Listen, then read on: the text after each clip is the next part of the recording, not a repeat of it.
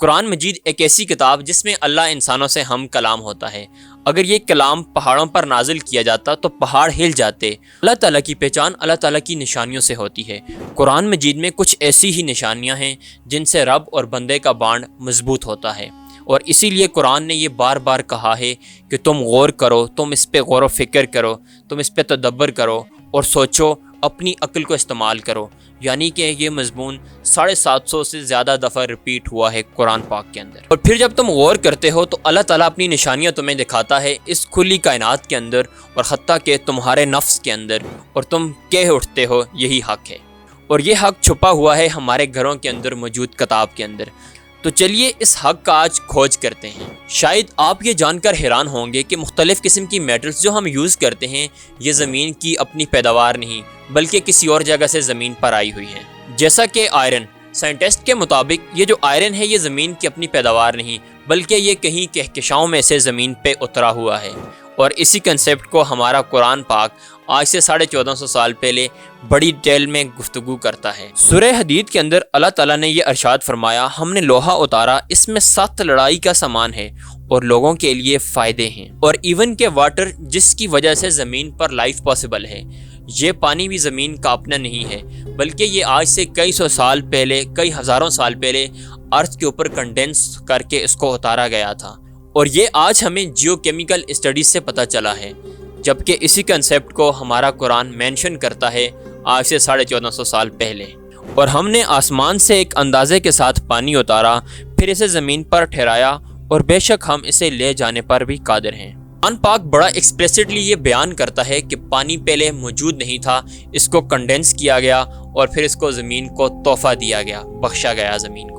Dear viewers, آپ سب ہی finger print کے بارے میں تو جانتے ہیں، اور آپ یہ بھی جانتے ہیں کہ فنگر پرنٹ ہم سب کی ایک الگ آئیڈینٹی رکھتا ہے، اور کسی انسان کا فنگر پرنٹ کسی دوسرے انسان سے میچ نہیں ہوتا۔ اسی لیے یہ ایک بڑی یونیک اور ایک بڑی کمپلیکیٹڈ چیز ہے، لیکن اسی کنسیپٹ کو قرآن پاک نے اپنا موضوع بنایا ہے۔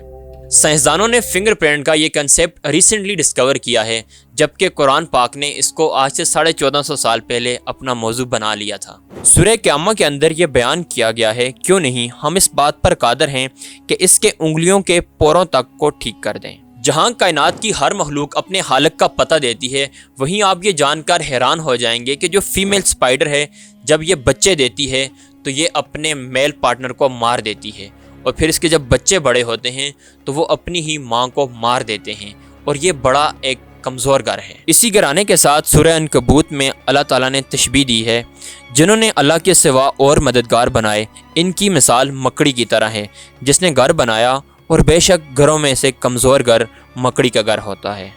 سائنسدانوں کے مطابق جو فیمیل سپائڈر ہے اس کے اندر ہی یہ طاقت رکھی گئی ہے کہ وہ اپنا گھر بنا سکتی ہے، میل نہیں بنا سکتا، اور قرآن پاک کے اندر جو ورڈ مینشن کیا گیا ہے وہ بھی فیمیل سپائڈر کے لیے ہی یوز ہوتا ہے۔ اب اگر ہم ایک نظر سپیس پہ ڈالیں تو ناسا نے ریسنٹلی ایک ایسا پلینٹ ڈسکور کیا ہے جس کے 2 اسٹار ہیں، یعنی کہ وہاں پر 2 سن سیٹ دیکھے جاتے ہیں اور 2 سن رائز بھی۔